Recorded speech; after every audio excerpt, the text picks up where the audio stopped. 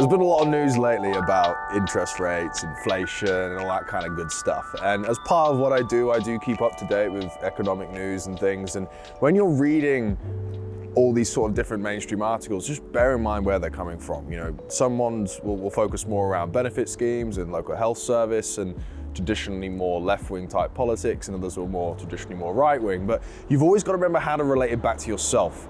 And let's take inflation. Obviously, it's like 5%, the highest it's been in the last 10 years. And in some ways that's good, in some ways that's bad. But the bottom thing you've got to remember with inflation is if you have debts like mortgages or loans and stuff like that, if you're not paying a huge amount off in terms of capital repayment, you've got inflation around. That's a good thing, because every year the actual value of that debt in real world, in real terms, is getting reduced every year. So a higher inflation rate actually means that your debt is getting reduced in real value over time at a greater rate. So for someone like me who's got loads of mortgages, happy days.